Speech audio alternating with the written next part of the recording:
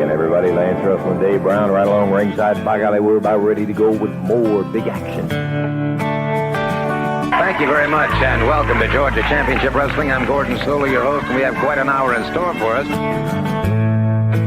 Hello, everyone, and welcome to Championship Wrestling at ringside. This is Vince McMahon, along with wrestling's only living legend, Bruno Sammartino.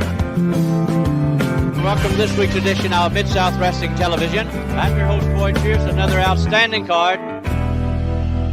Hey, guys, and welcome back to the Regional Wrestling Podcast, where we talk the territories. I am Ray Russell, and this week we jump back in to 1982 in Georgia Championship Wrestling, one of the many projects here on Regional Wrestling. Of course, we covered 1981 with the man, and now we welcome him back as we get set for more of that sweet Georgia goodness. Ladies and gentlemen, please welcome back Mr. Jammie Ward. It's great to be back, Ray. I can't wait to get going here. Oh, it's good to have you back. The now retired, I should point out, Jammie Ward. Jammie, how does it feel to be able to sleep in just a couple hours, maybe more, here and there in the mornings? Well, it's only been 20 days as of this recording. Oh, he's and I feel refreshed.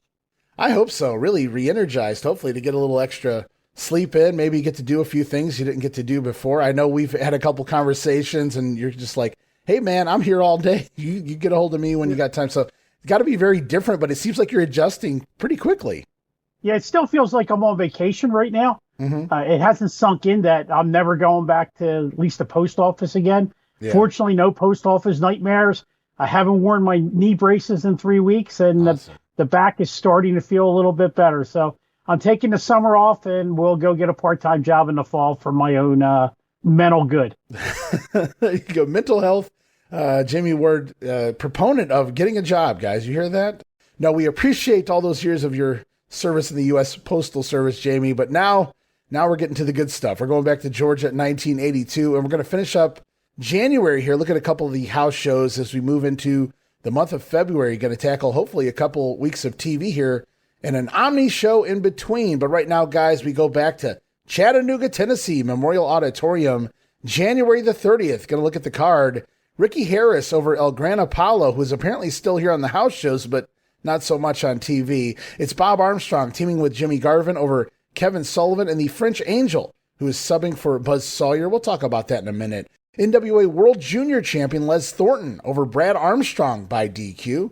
Something tells me Les, the man of 1,000 holds, wasn't so technical here, defeating Armstrong by disqualification, Jammie. You know, Les was always known to go that extra physical step during a match. He didn't always have to beat somebody with the holds. He knew how to throw those arms.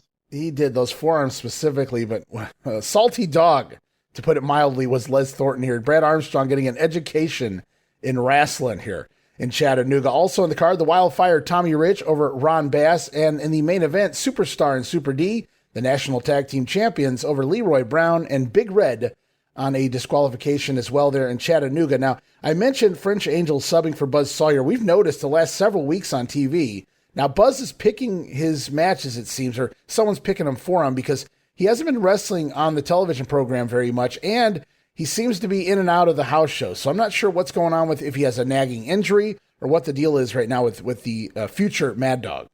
Well, we can kind of lean toward what it probably was, but let's go with the nagging injury.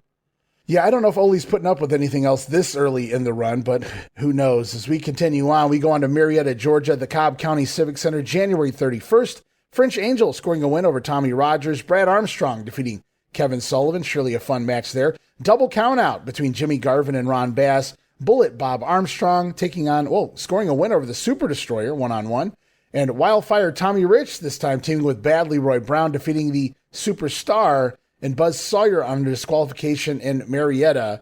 And now we roll into our second month of 1982 already. Can you believe it? It's Augusta, Georgia, Bell Auditorium, February 1st. Ricky Harris picking up a victory. Poor Tommy Rogers just can't seem to get a win. Sullivan going to team with Buzz Sawyer, battling Jim Garvin and Bob Armstrong to a time limit draw. World champion Les Thornton on the card. Double count out this time with Brad Armstrong. Brad moving up there with Thornton. Didn't lose the match this time. Tommy Rich again over Ron Bass, and Superstar Super D over Leroy Brown and Big Red. Anything stick out to you here in the Bell Auditorium? Well, most likely Brad fought back this time with that match with the salty Les Thornton. That's a proper description of Les Thornton. He was a very salty individual. And then we got the practice match for Tommy Rich and Ron Bass for what is about to occur in about another month or so. Yep. For weeks to come, these guys are starting to make the rounds in the house shows. The not exactly the Omni proper, but certainly making their way around the loop. We go on to February 2nd, Tifton, Georgia. It's going to be the French Angel again over Tommy Rogers. Big Red defeating Ricky Harris. That could have been a quick, fun squash. Ted Oates teaming with, brother Jerry. It's the Oates brothers over Kevin Sullivan and Ken Timms.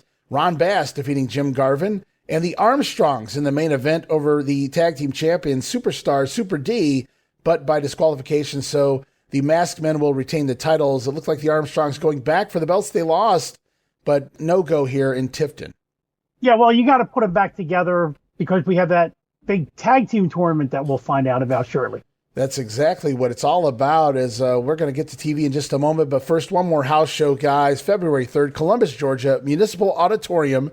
Jim Garvin over the French Angel. Buzz Sawyer and Kevin Sullivan defeating the Armstrongs by DQ. Superstar and Super D over Jim Garvin and Big Red. Now, there's an odd pairing. Les Thornton, the World Junior Champion, battling to a no contest with Ted Oates, Columbus, Georgia zone, and the Wildfire Tommy Rich taking Ron Bass to a no contest here in Columbus. So, well, of course, it makes sense. We're in Columbus, Georgia, and one of the Oates brothers getting a World Junior title shot against Les Thornton. Yeah, because Ted Oates in Columbus isn't going to take any gruff from Les Thornton, and they probably just had a nice little brawl and referee threw the match out. Yeah, I'm assuming Ted just kind of filled in the Brad Armstrong spot there. Makes absolutely creative sense there for the bookers. Fred Ward and company there for the Columbus native Ted Oates. No Jerry on the card, which is peculiar, but he seems to be in and out, so he might be working another territory at the same time. As right now, Jamie, it's time to go back once again to WTBS Studios, more Georgia Championship Wrestling.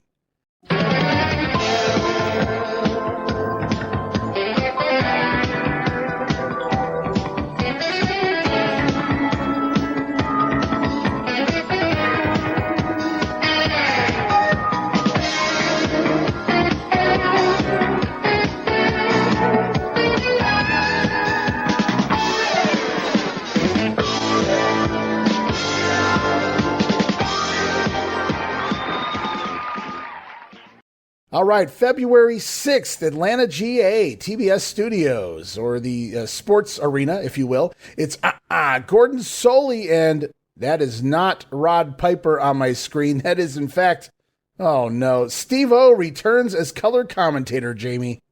Once upon a time, I would have been excited for this, but I've now started to see what the rest of the world saw.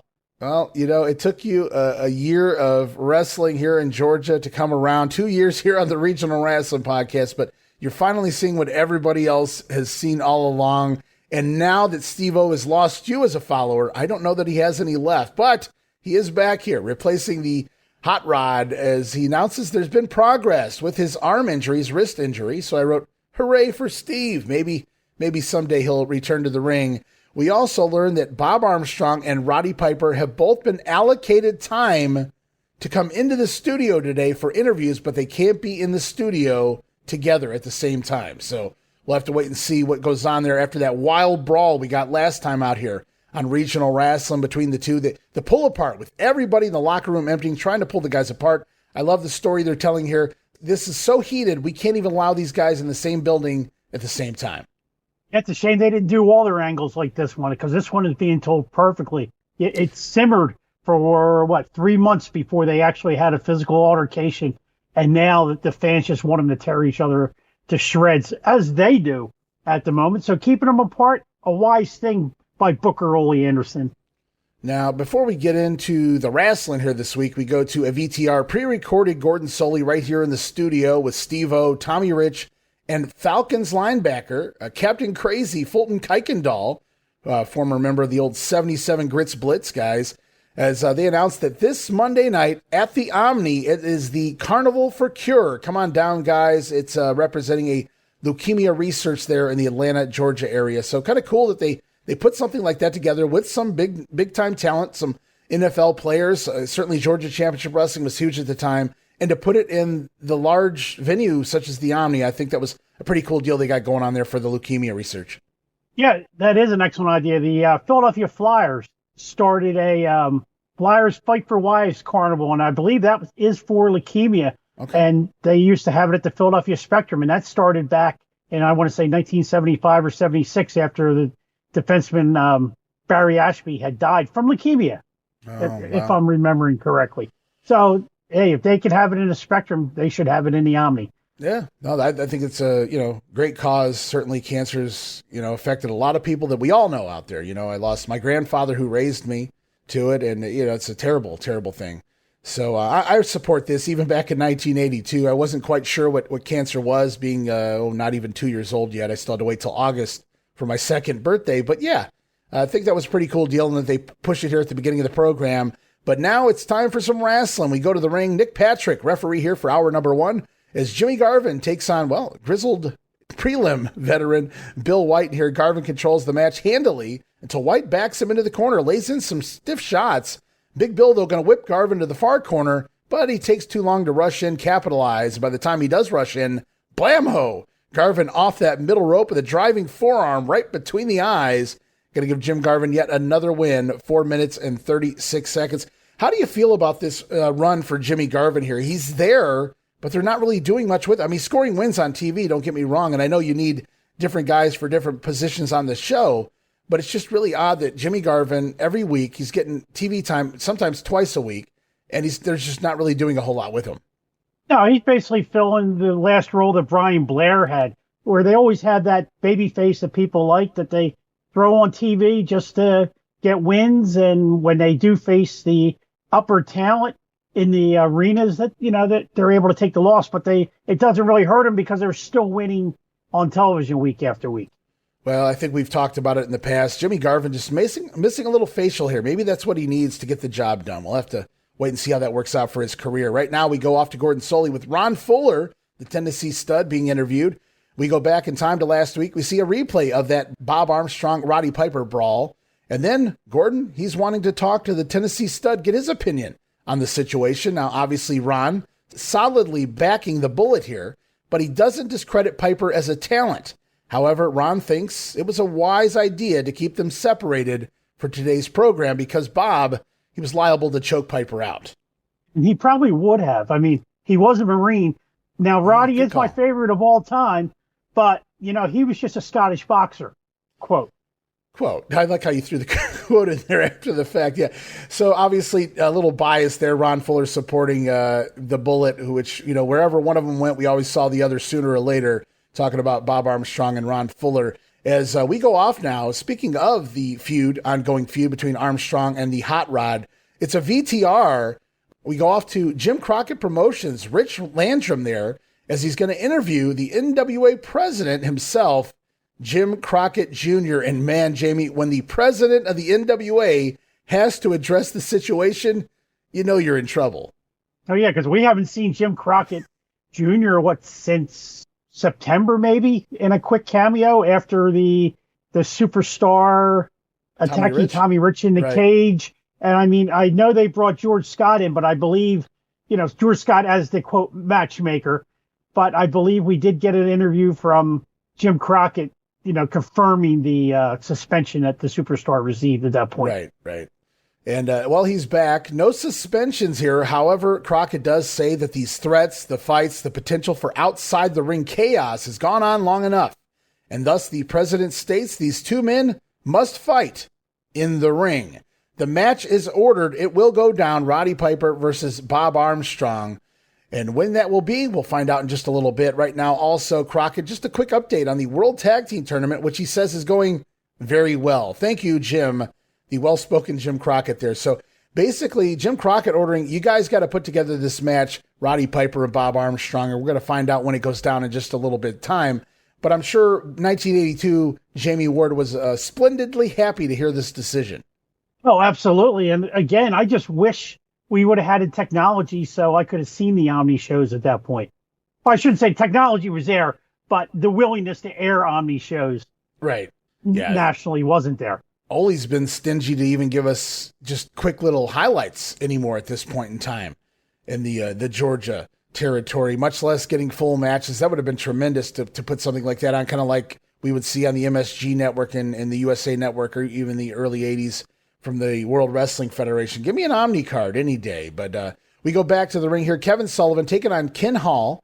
Sullivan going to toy with Ken early as Hall surprises Kevin early by reversing a hip toss, taking Sullivan to the mat. Kevin doesn't make that mistake twice, Jamie, and he's on the offense. Quick, fast, and in a hurry, dumping Hall across the top turnbuckle, slamming him down, delivering that double stomp to the gut.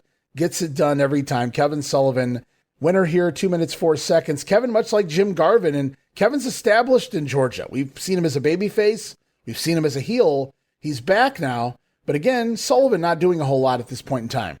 No, Sullivan's like the heel equivalent of Jimmy Garvin at this point. Good call. We promised that both men would be allocated some time here on TV. It looks like the bullet is out first. Bob Armstrong out to talk with Gordon Soley, as for weeks he's had to deal with Roddy Piper, be interviewed by Roddy Piper, listen to him bury Bob while he's wrestling in the ring while Piper on commentary. Bob admits the fighting should be done in the ring, but he didn't have that option until now.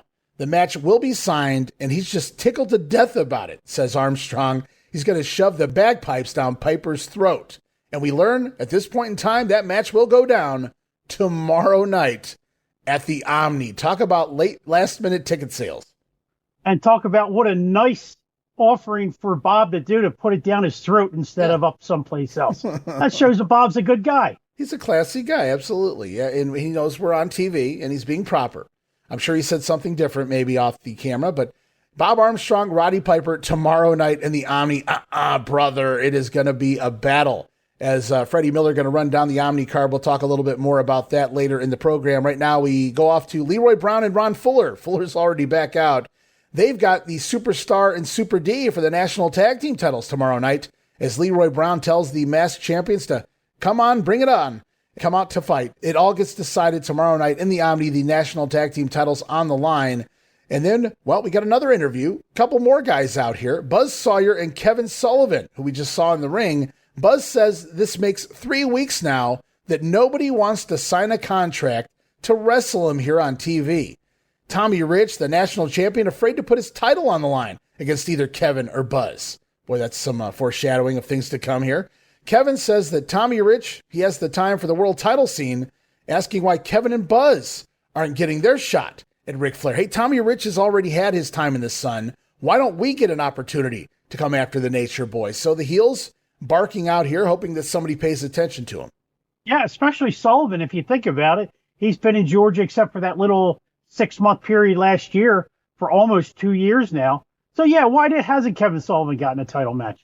And, of course, Buzz hasn't been here very long at all, but he's made his presence known almost immediately under the guidance of the likes of Ole Anderson. So, obviously, his ego is already inflated as it is. He's looking for title shots as well, and they're both asking, Tommy Rich, why are you out here working these prelim bums when you should be giving us a title shot? And furthermore, why are you getting another potential opportunity at Ric Flair when it should be our turn to shine?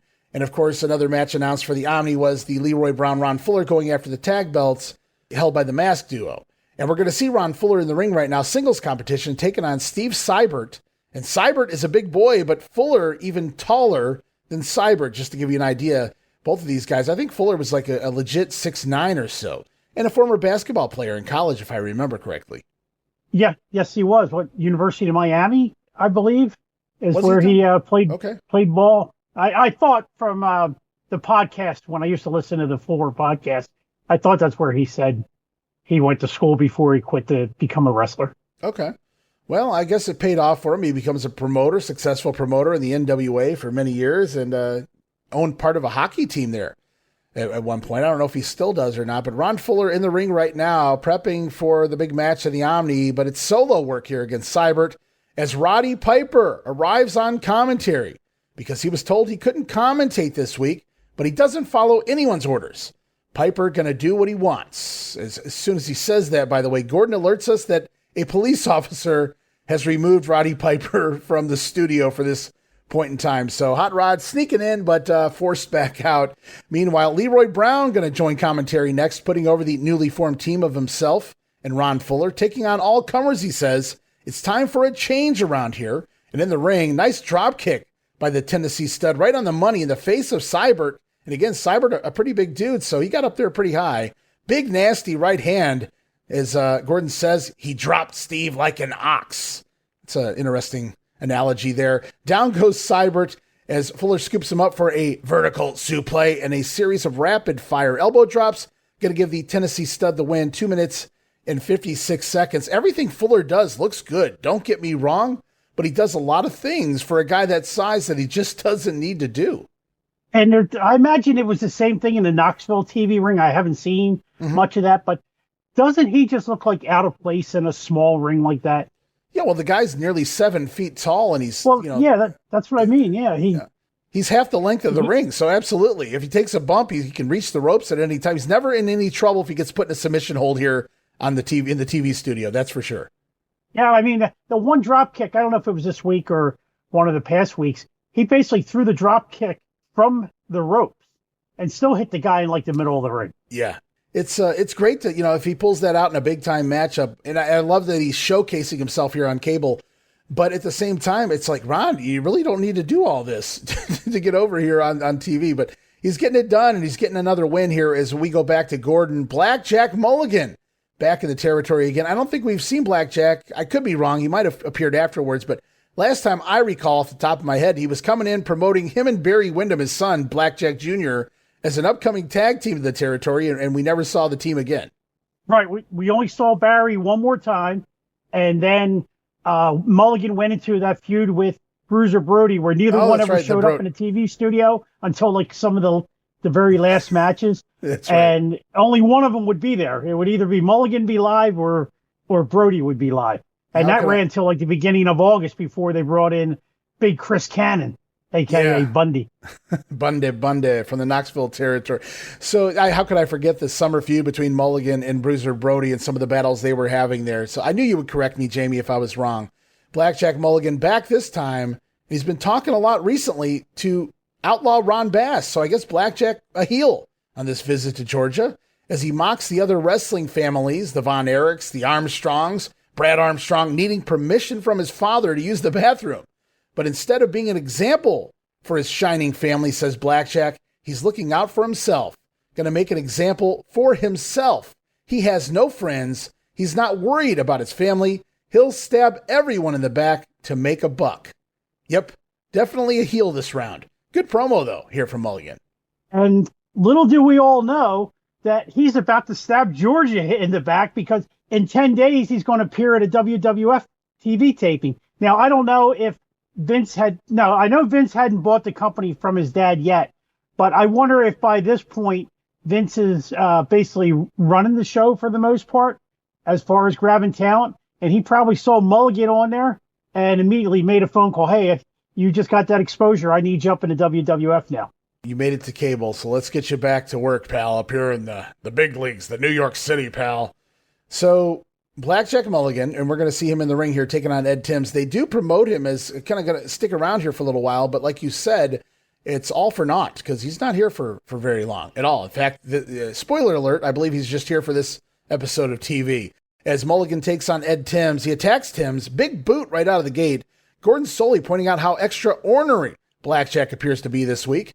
As we lighten things up with Big Red, one of your guys, joining commentary here for the matchup as he's going to check out Mulligan up close and personal in the ring. Red, not a fan of Blackjack, pulling his opponent up from multiple covers here as Mulligan finally going to land that jumping back elbow and apply the claw hold, get the submission win, 1 minute and 43 seconds. Well, if I can't have Roddy Piper on commentary, there's nobody I'd rather have than Big Red. You got to appreciate every moment you can have with Big Red because you never know when it could all be over. That's right. He's in and out, and you never get any warning of what's going on with the Big Red fella. As it's kind of interesting, peculiar that they have him join commentary here in the middle of a Blackjack Mulligan match, but then it all makes sense as Blackjack going to barge into Big Red's time here, interview time.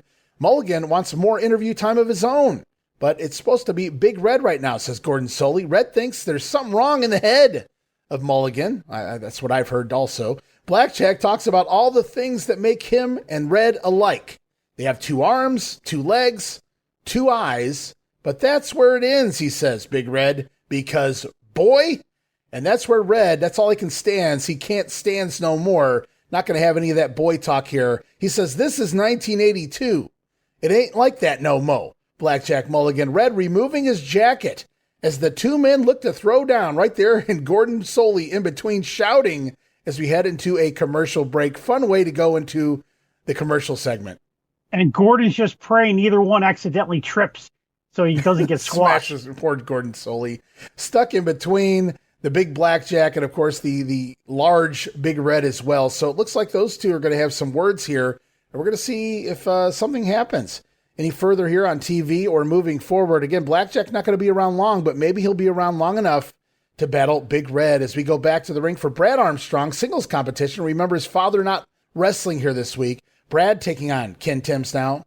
Okay, wait. Now I got to question this. They don't want Roddy Piper and Bob Armstrong in the studio at the same time. Roddy wasn't allowed to commentate earlier on the show, but he's given his equal time to talk about his feud, his match with Bob Armstrong right now on commentary when his son, Bob's son, Brad, is in the ring. I think that's great for story purposes, but I question the logic. Well, Piper probably told the powers that be that I like Brad.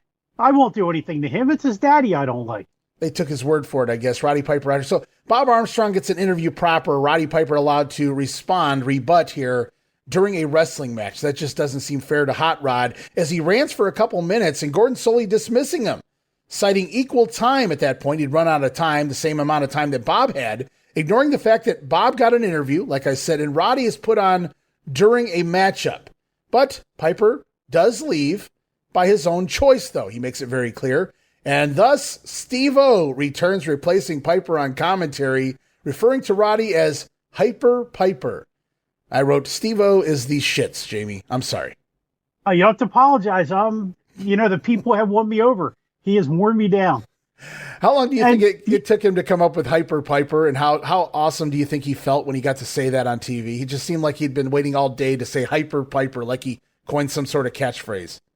I bet Piper probably told him before they went on the air to call me that as I'm walking off. I mean, it's really a shame, though. Steve-O got that injury right at the wrong time, and that time off and lack of doing interviews and everything just totally took whatever personality was in there away. Yeah, Buzz Sawyer made that heel turn. We saw the highlights after the fact. He made that heel turn at the Omni on Thanksgiving night, and it was Steve-O who came out and made the save, and it looked like we were going to go into a Steve-O. Okay, yeah, he turned on Ray Candy, and who was his tag team partner earlier on the card. But the clip showed Steve-O come out to make the save, and it felt like we were going to move into some sort of a Steve-O Buzz Sawyer. Even if the short term they had something for him to help elevate Buzz, but also give Steve something to do. And again, the arm injury, and he's been out ever since. He's just been kind of laying dormant here, and somehow he still has some sort of a job with the company. But there is a match in the ring. Brad Armstrong dominating all the way. Ken Timms does get a good pop, and I don't mean from the fans. I mean a good shot in on Brad Armstrong. Knocks him for a loop, but it also seems to wake Brad up, who explodes on offense, fires up with big forearms on Timms. Nice drop kicks and a crossbody. Got to put Timms away. Brad Armstrong going over in 3:24 there, so he doesn't need his father to score a win after all. Brad Armstrong looking good, guys, as somebody say something about Wildfire Tommy Rich, national heavyweight champion, live and in public, if you will, as he says lots of people are upset, Jamie, that they're not wrestling Harley Race for that world title opportunity. We'll talk about that in a minute. Tommy says, I'm not the matchmaker, but he is the national heavyweight champion, and he's looking forward to the opportunity. The opportunity he's referring to is tomorrow night in the Omni. Tommy Rich goes one-on-one with the former world champion himself, former 6 times world champion Harley Race, the winner to get a shot at the Nature Boy Ric Flair and that NWA gold. Yeah, Tommy's pretty fired up in this one. He knows he has a tough battle against Harley Race, and he certainly hopes to come out on top. So Tommy Rich, Harley Race, big main event there for the Omni card, and Roddy Piper gets to wrestle Bob Armstrong now, as we know. Both guys asked for it. They got it. It's coming up tomorrow night. You can call that a double main event any day.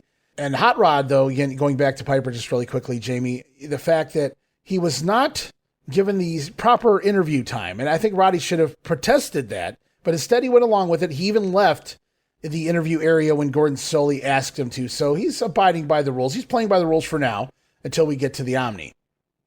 But I don't want to take away from the Tommy Rich promo here. He's building up the big main event match itself, and then we go off from the Tommy Rich promo to the former world champion. We go to a VTR interview with Harley Race. This time it is up to date. It's not something from a year ago.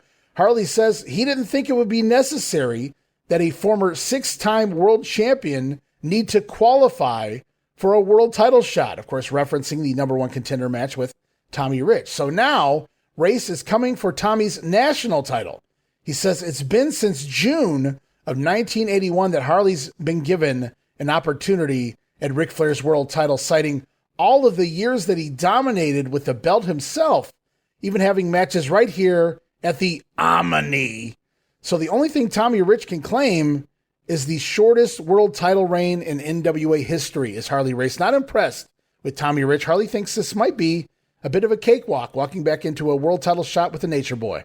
Well, it would never be a cakewalk against Tommy Rich, but I kind of have to side with Harley Race in this one. Why hasn't he gotten a shot at Ric Flair? I think he did get a shot at Dusty in the Omni, but I don't believe he has had his shot with Ric Flair. 6-time champion, he should be able to walk right in the door and call his shots.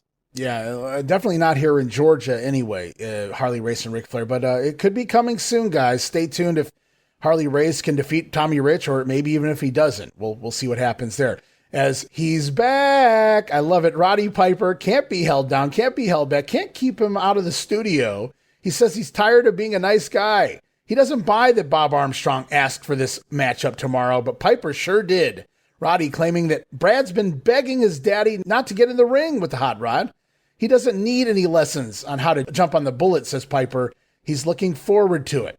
It's been more than 3 months in the making and well worth the wait, guys. Roddy Piper finally making his debut in the Georgia rings at the Omni. That's another big part here. It's not just the huge feud that's going on right now that I want to see Bob Armstrong get his hands on Piper, the heel fans waiting for Piper to get his hands on Armstrong. But we have to remember, up until this point, Roddy Piper has never stepped foot wrestling-wise in a Georgia ring, much less at the Omni. Right. The only appearance was, the last one with Kabuki, where he was the manager for Kabuki.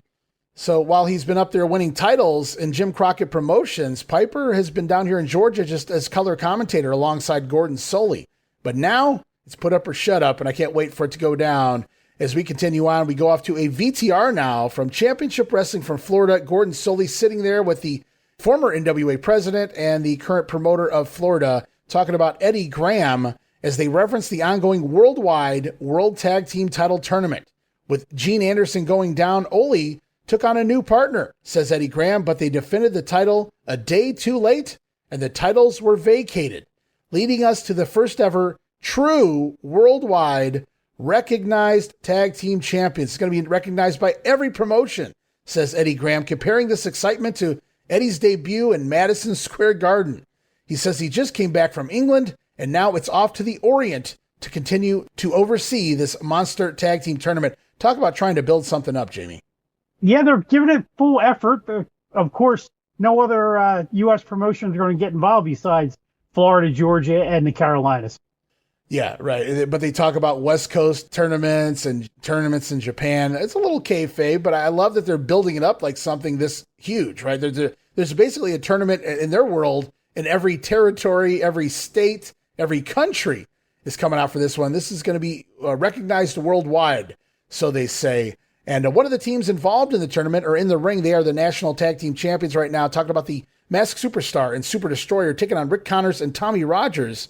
And Steve-O, for the first time in a year, has an assessment that actually makes sense here on commentary, putting over Tommy Rogers as having all the potential in the world, but Steve says that Tommy just needs to learn when to use his energy and when to feign back and preserve it, as he burns out too quickly and thus not winning a whole lot of matches. And I wrote, well, blind squirrel finds a nut every once in a while. You know, somebody fed Steve-O that line, too. There's no way he came up with that on his own. But, you know, what's a shame is almost a year ago at this time, Tommy Rogers came in and he was getting title matches with Les Thornton and just has dipped backwards ever since. Yeah, it's really peculiar, the use of Tommy Rogers here. And again, I get it. Tommy was small. Even in the Fantastics, Tommy was short in stature, so I felt like he could have been a whole lot more had he just had a little more height to him, kind of like a Coco Beware, if you will. But Tommy, based on his size here, being and his inexperience at this point, not getting a whole lot of push, but that'll change throughout the 1980s. As in the ring, though, the Mask Duo with a double press drop, sort of dropping Rick Connors on his face. Super D going to drop an elbow for added measure and get the win, 2 minutes, 7 seconds. How are you liking this Mask Duo as the tag team champions right now? Oh, I love these guys. You know, I'm a big Superstar guy. And then when Super Destroyer came in and all that confusion, are they the same? Aren't they the same? Well, they've proven they're not the same. And I really wish I would have seen this team come to the WWF. They would have been great in the Northeast. Oh my God, this would have been fantastic. I go back to the Yukon Lumberjacks and how great Scott Irwin was in that spot on the card. What he was again, I always compare it to Demolition, early Demolition, but it very much was like that. It was demolish and destroy. Those guys were all over, ate up their opponents, and to see him here, he's doing the same thing. It's an extra aggressive Scott Irwin in this tag team. You can tell he's feeling it. This team with the Superstar. Oh yeah, he's at the top of his game. He's even better now than when I saw him in Florida about a year or so earlier than this. Well, we got more action here. We're going to close up hour number 1 with a Ron Fuller, Big Red, and Leroy Brown interview. And surprisingly, Red just seems to be okay with Brown now picking Ron Fuller up as his tag team partner. If you guys remember in recent weeks, it was Brown and Big Red as a tag team. Leroy, though, missing his cue. Gordon Sully going to throw to him for an interview, and Leroy just kind of staring off into space. Gordon basically has to call him, Leroy, you can talk now. I wrote LOL here in my notes. Just a fun little flub as Big Red gets to talk as well. As we learn, he now has a match signed with Blackjack Mulligan, and you guys can guess what it is. It's tomorrow night at the Omni. As Big Red says, they gonna get it on. Big Red and Blackjack Mulligan, talk about reinforcing the ring for that one. And reinforcing ticket sales. I mean, now you got Big Red and Mulligan and Bob and Piper being all added the day before. Yeah, they're announcing a lot of the card right now, but it's such a stacked card at this point. It's I got to get down there. I was on the fence before, even though it was Harley and Tommy Rich on top, but now we've got a tag team title match. We, like you said, Piper and Armstrong, that would sell it for me alone. And of course, Big Red and Blackjack Mulligan, for a mid-card match, sign me up all day long just for another match you're adding to the card. As we shut down hour number 1, Freddie Miller dropping by to randomly announce some upcoming Ohio and West Virginia dates. As we roll into hour number 2, we kick it off with the NWA World Champion himself, Slick Rick, styling and profiling the Nature Boy. Ric Flair out here going to stick around for the upcoming match with one of his potential opponents. And that is going to be the Wildfire Tommy Rich in the ring, taking on Rick Starr as the referee now, Scrappy McGowan, for hour number 2. But before the match can begin, Buzz Sawyer and Kevin Sullivan arrive ringside. Buzz grabbing the microphone away from Gordon Sully, demanding Tommy Rich to stop wrestling these nobodies and take on Buzz Sawyer right here, right now. And it doesn't take that much convincing as out goes Rick Starr and in comes Buzz Sawyer. Looks like we have ourselves a feature match this week on TV, Jamie, and maybe the very first time we're seeing Tommy Rich in the ring with Buzz Sawyer. Yes, it is the first time they wrestled. They had a little run-in at one of the Omni shows, just real quick, real subtle. But yes, this is probably the match that kickstarts that 2-year feud. I was going to say it's the first, but it won't be the last time we see these two in the ring, no doubt about it. It's Ric Flair on commentary. He says he loves to see the competition, and he's proud of Tommy Rich, looking to prove that he's the best. Because if Ric Flair has to wrestle the best, so should his would-be challengers. Great point there by the Nature Boy. Buzz Sawyer asking for this match, but not faring so well early on, running into a series of slams. Going to see Sawyer bail outside to regroup. Once back inside, the Mad Dog, as they take the match to the mat, Buzz trying to escape a headlock by rolling outside. I love this spot. So Buzz can't seem to escape a Tommy Rich side headlock on the mat. So he rolls to the floor, but Tommy rolls out with them. And they continue to work the headlock, standing headlock on the floor, and then back inside the ring. I wrote, great spot. It was basic. Obviously, it's a headlock, but very different. Buzz trying to escape. Tommy just rolls with it outside, brings him back in over the top rope, and right back down to the mat. I loved it. Yeah, I don't think I've ever saw that spot before or really since. Yeah, steal that move, guys. It was great. Simple but effective. But then again, I don't know if you could do that today because the ring's a lot higher. I mean, that was a lower ring right there. You could, just step right out of it. Well, that's true. It is a different kind of ring there in TBS studios, but still a great spot. I loved it as they take it outside again. And this time Buzz Sawyer ramming Tommy Rich's spine into the ring apron to escape the headlock and let the healing begin. As the Mad Dog takes over, action going to pick up both men running the ropes, leapfrogs by both men, and then a mid-air collision.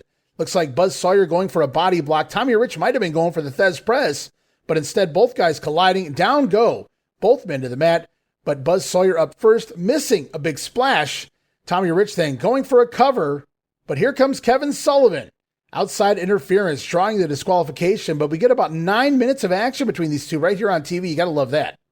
Oh, yeah, that was the highlight. It's one of the things that used to, attract me to Georgia wrestling is you never knew when you were going to get a matchup like this to appear on TV. Where I knew on WWF TV I wasn't getting anything. I was going to say, well, yeah, up there in the Northeast, you knew you were never going to get anything. Even if there was some sort of a match, it wasn't going to lead to 9 minutes of action like this one. And it's a fun TV match. And again, it wasn't announced at the top of the program. This was a quote-unquote impromptu feature match, if you will. So the double teaming, though, here, Sullivan and Buzz Sawyer jumping on Tommy Rich after the matchup.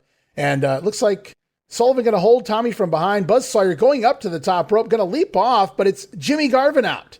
Garvin out to make the save, shoving Buzz off the top rope, aiding his buddy Tommy Rich. The heel's going to retreat to the floor as Garvin evens the odds and saves the wildfire. Yeah, nice of Jimmy to come out. Now, when I met Jimmy Garvin a couple years ago at one of Barry Rose's Fan Fests, I asked him the question about, were you and Buzz Sawyer good friends? Because it always seemed like you guys ended up in the same promotion. And he goes, no, I tried to stay away from him as much as I could. But on the other hand, him and Kevin Sullivan were really good friends because if you look over their careers, they also travel together a lot, except for maybe that World Class time when Jimmy was there and the AWA. They seem to spend an awful lot of time together, Sullivan and Garvin. Yeah, both talents obviously wind up working for Crockett and Turner and things of that nature as well. So they will spend a lot of time together moving forward. Here, Jimmy Garvin, though, making the save on behalf of Tommy Rich. As Ric Flair going to speak out, he says, this kind of action just shows you how bad everybody wants a shot at his NWA World title, promoting his upcoming matchup tomorrow night, not at the Omni, but instead at the Greensboro Coliseum. It's going to be Flair defending his title against Ricky Steamboat. Then the Nature Boy also mentioning an upcoming match in Charlotte against Tommy Rich. I don't have any knowledge of that particular matchup. I'm sure if we do some digging, we can actually find out if it happened or not. But hey, it wouldn't surprise me to have Rich go in for a one-shot deal in Charlotte. It's, they're on national television, always a promoter of or booker of both promotions. Sure. So it kind of makes sense. Now, this is one of my favorite Ric Flairs right here. This is tweener Ric Flair at his best. He's willing to take on anybody. Right. When we saw him up against Dusty, he was kind of going heelish. But now we're back to tweener Ric Flair. And I think we're going to have a little run here, if my memory serves correct, of Flair just popping up in the studio every Saturday morning to record the show and then go off to wherever he's wrestling that night. Yeah, the Nature Boy doing his promos here in a suit, as Jamie points out, not stepping in the ring and not working the house shows here at the Georgia, just coming by to appear on cable TV is what it's all about. Got to get exposure for the NWA World Champion. And we'll have more on that Tommy Rich Charlotte deal later in the show. I have a lot to say about that. But Ole Anderson out here next. Gordon's only going to conduct an interview with Ole, who has found himself a partner for this big World Tag Team title tournament. Now, he won't reveal the name, even though some may already know. Of course, he's referring to Jim Crockett Promotions, where he's already revealed the partner. So anybody in the Carolinas watching TBS would know. So Ole has to acknowledge it anyway. But he says next week he's going to let everybody know right here on TBS who his partner will be. But spoiler, guys, it's Stan Hansen, the one and only. Ole's still booking both territories for now, of course, the Carolinas and Georgia. Yeah, and hey, that is a dominant, dangerous team right there. Now, I would have loved to have seen a matchup between them and Superstar and Super D. That would have been a great match. Yeah, that would certainly have been a battle for the ages in the ring. I would have liked to have seen who was going to sell in that. Oh, I'm not saying these guys don't sell, but man, oh my goodness, that was just a battle of a bunch of hosses getting it on, man. That would have been a fun time for sure. What is unique here, as we're going to find out, it's Stan Hansen, but Stan Hansen has been a face in Georgia forever. So Yeah. It's going to be interesting when he shows up, especially see the reaction of his former buddy Tommy Rich when Stan arrives.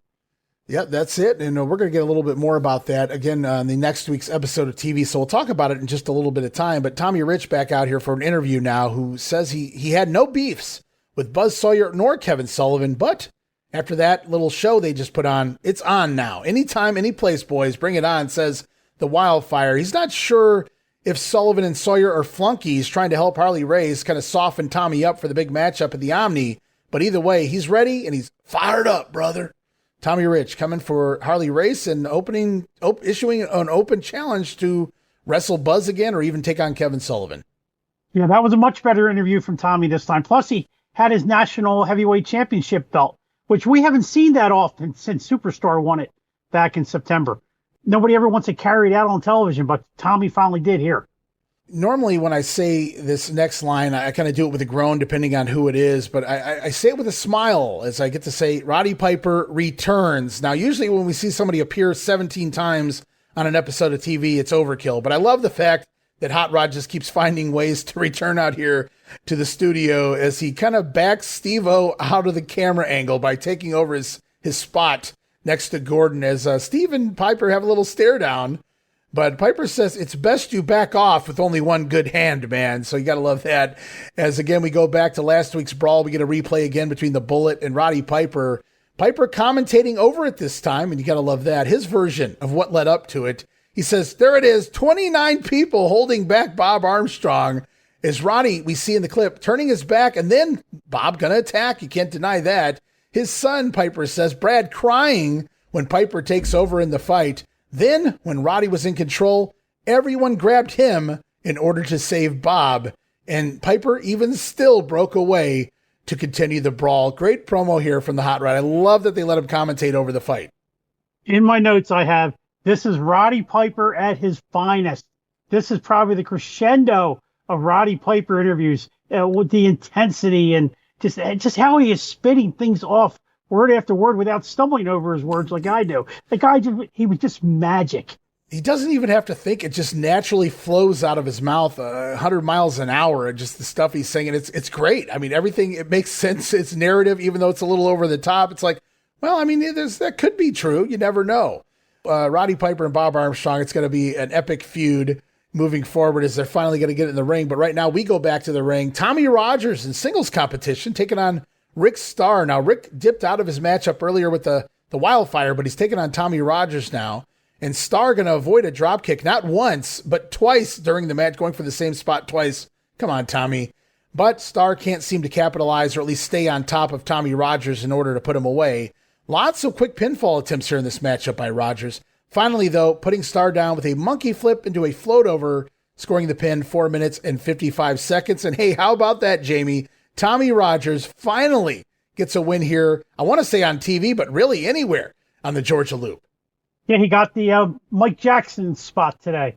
You know, you lose on TV all the time and they throw you a bone every now and then. Throw you a bone, keep you relevant. That's right. And Tommy Rogers, after multiple losses, finally scoring a win over Rick Starr. And guess what, guys? It's even more Roddy Piper time. As he reminds us all, he will be there tomorrow in the Omni, bagpipes in hand, as it's time to pay the piper, Bob Armstrong. The Bullet has talked about running to stay in shape. Well, Piper ain't running nowhere. I love it. Just line after line here. It's like you said, it's peak Piper this week. And you believe that he believes what he's saying. He has you hook, line, and sinker. That's how great Roddy Piper was. We talked about Ole's promos in the past, and when he said things, you believed it. This is a different type of belief, but you believe the Roddy. This is why Roddy Piper got over to the level he did, the heel he did from territory to territory, was you believed. This guy wasn't working with a full deck. No, absolutely not. And that was the charm of Roddy Piper. And that's also why you always have to eventually turn Piper a good guy, because people end up appreciating the talent that they're saying. And they're going to start to cheer him, so you might as well make him a good guy, even though he's not as good as a good guy as he was a bad guy. Right, his own worst enemy getting over so much that you had to love him. Eventually, Roddy Piper turned face everywhere he went, but from Portland to the Carolinas to Georgia, of course, even up in New York. So Piper was just an awesome, phenomenal not a 1 in a million, 1 in a lifetime, 1 in 10 lifetime talents was Roddy Piper. Nobody else like him ever in the history of the business. Is Buzz Sawyer going to stop by next to talk with Gordon? He says, who does this Jim Garvin guy think he is? Getting involved, of course, shoving the Mad Dog off the top rope earlier when he was trying to attack Tommy Ridge. Buzz then challenging Garvin to a match at the Omni. Now, up until this point, they had been promoting Buzz Sawyer versus Jack Briscoe for the Omni card, but it looks like we're going to be switching matches here. It doesn't look like Briscoe's going to be in town for the big event, so it's going to be Jim Garvin versus Buzz Sawyer tomorrow night. And both guys are just like on that same level, so it's a very fair matchup. And again, it wasn't much, but I love the fact that it was Garvin who came out and made the save, only giving everybody just a little bit of something for a reason to have this match. And that's something Ole hadn't done for a while in the Omni. He was just basically going with his top 2 or 3 matches to carry the show, and now he's finally giving reasons for each match instead of just throwing Terry Gordy and Jim Duggan against Ken and Ed Timms out there. Yeah, I don't have the attendance figures to see if there's a reason behind this, but it does seem interesting that after months and months of just throwing basically, let's say if there's an 8-match card, at least 5, maybe 6 of the matches have no real backstory to them. And now all of a sudden, Mulligan's confronting Big Red and Jimmy Garvin shoving Buzz Sawyer out. Little things, but it gives some kind of meaning to the matches at the Omni. So I love that Ole's doing that. I hope he continues that moving forward as we go back to Gordon once again. This time, Blackjack Mulligan has returned. This time, he has the old cowboy with him, Ron Bass. As Ron says, he went out and found himself the biggest, meanest, nastiest partner for that upcoming World Tag Team Title Tournament. Little does Ron know his partner won't be around very long, but citing Blackjack Mulligan as his partner for the World Title Tournament. As we go to the ring, we're going to see the Outlaw in action, taking on Ken Hall, and Mulligan are going to stay on for commentary to put their team over and talk trash on Big Red, who says, Big Red, he has a lot of guts. Boy, does he. But he didn't think he had the guts to fight the Blackjack, but the match will happen at the Omni. Quick mauling this week in the ring, Ron Bass toying with Ken Hall before putting him away with that power slam, which he calls the Texas Stampede. Going to give Ron Bass the win, 2 minutes and 4 seconds. And when I saw these two cut that promo, covering on the grenade, the 1987 in the WWF, I can't help but think once upon a time, or after this actually, these two men would be feuding over a make-believe woman named Sarah Jo Puckett. And then Mulligan would leave the company before they ever came to blows, thankfully. But it's fun to see them back here in a different era together because they kind of work okay together when you look at them on TV. Both of them outlaws, cowboys, if you will. I might have actually cared about this team and Ron Bass for the first time in my life if Mulligan had stayed around. Yeah, Blackjack Bass. That would have been interesting. It would have worked. It kind of flows off your tongue, but instead it wasn't meant to be. But Ron Bass will stick around, that's for sure, as we'll find out. We continue on another interview, this time with we saw Ric Flair out here, the World Heavyweight Champion. Now it's the World Junior Heavyweight Champion, Les Thornton, going to talk to Gordon Solie, who says he's getting ready for a world tour, going to defend the title all around the world because he is the best in the world. And we go to the ring to see the man of 1,000 holds, Les Thornton, take on Don Gilbert as he starts off with a nice hip block, which Gordon still calls the Cornish hype. Double underhook suplex a couple of times in the matchup does Thornton land, and the gut wrench as he stretches, punishes, and some snug forearms as well on poor Don Gilbert before the nasty one-armed backbreaker, putting Gilbert down to the mat. Finally, Les Thornton putting Don Gilbert out of his misery. Match goes 4 minutes, 48 seconds. Fun matchup. I don't know if I can do Les Thornton every week. I know he was in Florida for quite a while. People got to watch him there, but I love watching him in these short doses and what he can do. I mean, it's not Billy Robinson, but it's certainly in that direction. Yeah, no, I always enjoyed watching Thornton. I mean, he wasn't an aerial expert, and as a matter of fact, he's going to run into an aerial expert in a few months and actually drop that belt. But if you were listening to the commentary by Steve-O, and I'm going to compliment Steve-O now, I'm not going to rip him. He talked about how all the celebrities are starting to show up at the Omni shows, and he actually met Andy Kaufman at the last Omni show. Oh, that's right. I remember him. I went through this show twice, and I remember hearing it. I didn't even hear it the second time when I went back and took my other notes here. But, yeah, that's right. He did mention that. And, again, it feels like Steve-O being fed lines, like you said earlier in the program, because these are not things he ever thought to bring up in the past. So he's finally starting to get the hang of this a little bit. Unfortunately, it seems like he disappears. But I don't want to jinx myself because last time I thought he was gone, he returned. So we'll see what happens with Steve Olszewski moving forward. But yeah, he's out here doing his job, and they got to put over all the big stars, of course, because we're going to see Vince do something similar, but he's going to focus them on TV when we head into the rock and wrestling era, putting all the stars, the actors, the singers, the Mr. T's of the world on television. But Andy Kaufman making the rounds, and that's an excellent point there, Jamie, that Andy Kaufman, we saw him appear at Madison Square Garden as well, but the story is that Vince Sr. said, I don't want any of that Hollywood shit going on here. Talk about a big mistake. Yeah, Vince Sr. really missed out on that one. Vince Sr.'s loss, Jerry Lawler's gain. Yeah, Jerry Jarrett and Jerry Lawler's gain. I think that helped buy the mansion, if I'm not mistaken, there for Jerry Jarrett. And Jerry Lawler, I'm sure, did pretty well for himself as well during that time with the Andy Kaufman feud. And before and after, for that matter. We've got a couple of interviews here going to close out the program. We got one more match as well. Bob Armstrong back. We heard from Roddy Piper multiple times, so Bob again allocated some time here as he says, Roddy keeps calling Bob a racehorse. Well, he's got news for you, Roddy. Jackasses don't run with racehorses, pal. So Bob Armstrong referring to Roddy as a donkey there. And we also hear from Tommy Rich, who talks about Buzz Sawyer and Kevin Sullivan, says they didn't do nothing but get Tommy all fired up for Harley Race tomorrow night. Harley wants to be a 7-time world champion, while Tommy looking for his second. And based on this interview, I think Tommy Rich is going to get the job done. He's ready. He wants Ric Flair, and Harley Race isn't going to stand in his way. Yeah, Tommy feels like he's feeling it right now. He's in motion to do some things here. He's very confident in his promos as of late. He's not just talking about his feuds or saying hi to the beautiful Georgia Peaches out there. Nothing wrong with that. But he's certainly geared and looking forward to a potential shot against the Nature Boys. We close out this week's Georgia. We got one more matchup featuring Ron Fuller and Leroy Brown teaming up as they prepare for their national tag title match tomorrow. They're taking on Buck Brannigan and Ed Timms. And Steve-O back again to finish out the show on commentary with Gordon. They do give Brown and Fuller some big boys to work with here. Brannigan and Timms, large in their own right, but the baby face is never in any trouble. Fuller with another drop kick to the face of Timms, and a double clothesline from the baby face is going to get the win. 6 minutes and 7 seconds. And of course, we close out the show. We saw the challengers in action. So we hear finally for the first time all day long from the Superstar and Super Destroyer coming to defend their titles tomorrow night, looking to retain as we close out this week's TV. Yeah, could you imagine? I kind of touched on it earlier on. What if they even had pay-per-view capability in 82? Yeah, well, I mean, with cable, they certainly have the advantage. Pay-per-view, because I don't think that they would have sold out arenas. Right. But I definitely think they could have got some great buys if they put every Omni show on pay-per-view back at that point. I know it wasn't around, but if it had been around, they could have done very well. Yeah, I'm not sure how the function of pay-per-view worked in its infancy in regards to the financials, what they could have put together there, but that would have been very interesting. But it seems like ahead of the time for somebody like an Ole Anderson or someone like that to grasp. But, you know, Jim Barnett still had a big hand in things, and so did several other guys at this point in time.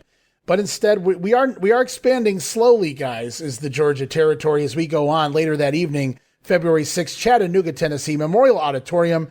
It is Brad Armstrong over the French Angel, Bob Armstrong defeating Ricky Harris, Buzz Sawyer scoring a win over Leroy Brown, Ron Bass over Jimmy Garvin in a no disqualification match in Chattanooga. Also on the card, Tommy Rich teaming with the Tennessee stud, Ron Fuller, over the tag team champion, Superstar, Super Destroyer.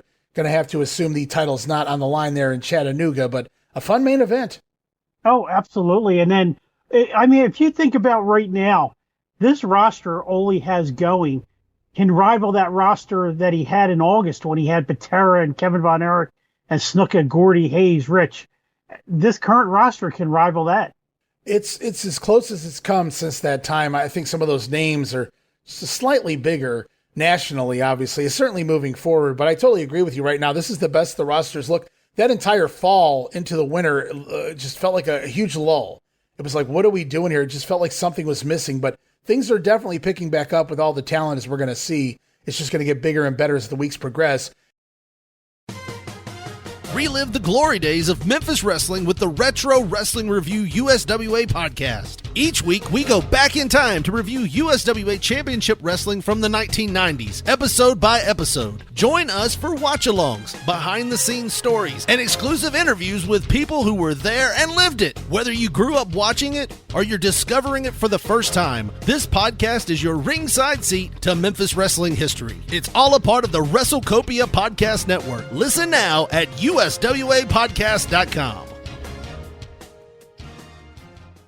Hey guys, Ray Russell here, curator of the WrestleCopia Podcast Network, inviting you guys to listen to many of the programs here as part of the WrestleCopia brand, including, but not limited to, the Wrestling Memory Grenade, currently covering the 1988 and the WWF project. You can also listen to the Regional Rasslin Podcast, where we talk the territories.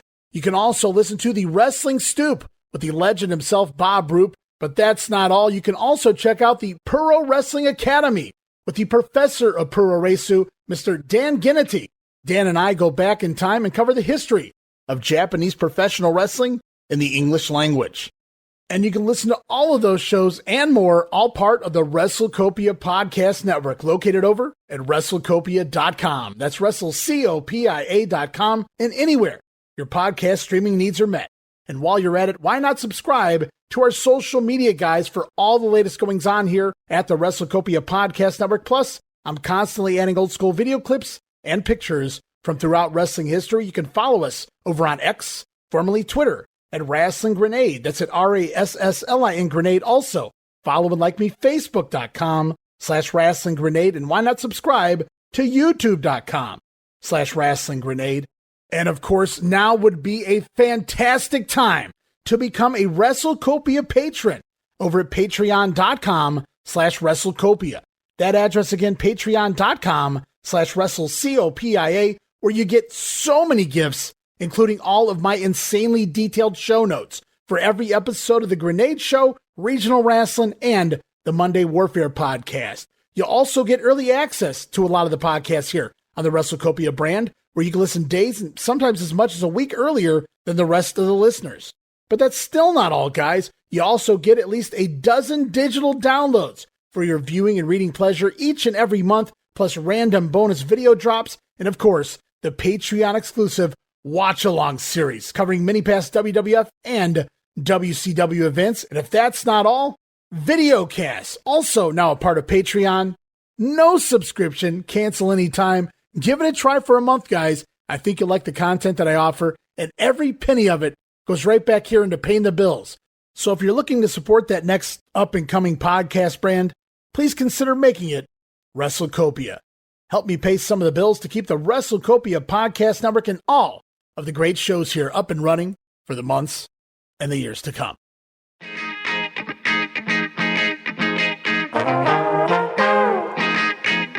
Hey, it's Bob Smith, and guess what? The Outdated Wrestling Hour is now part of the WrestleCopia Podcast Network.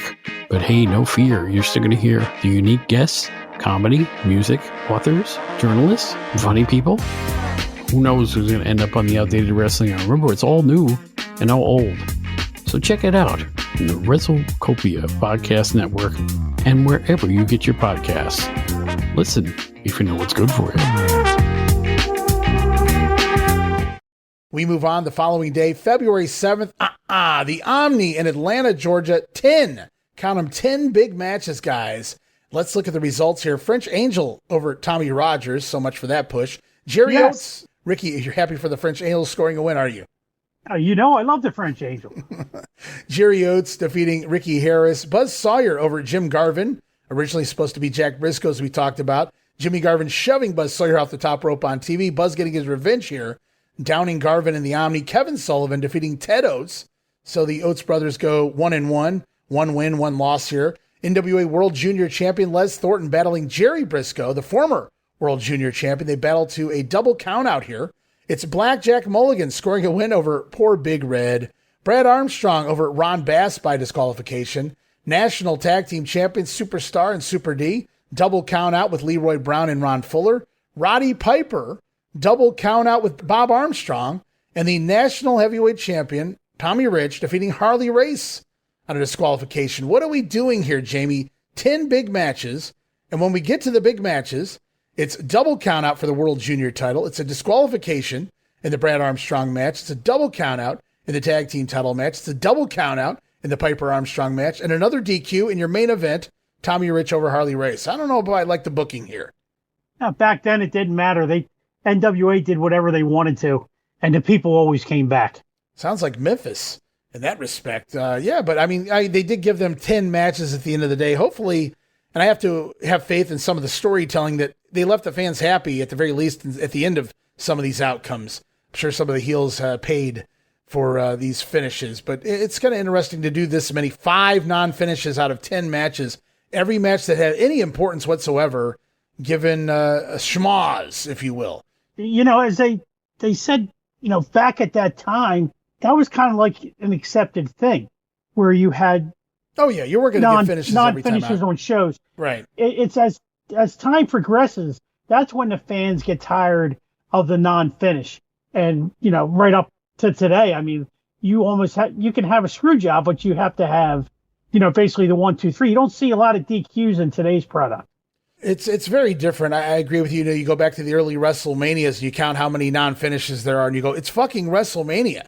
Why isn't this guy just doing a job? But it was very different times in the 1980s and prior to. But I'm counting how many there were, and it's just upsetting to see that when, if I'm paying a ticket, I want to at least get a little bit of a payoff. Some of these don't deserve a finish. Piper and Armstrong, I see why that would be a double count out. You're just beginning. And Roddy Piper making his debut in the Omni, I should point out, on February the 6th. But we roll on, the 7th. But we roll on another card that actually took place earlier in the day. They were up in Columbus, Ohio, the Ohio Center.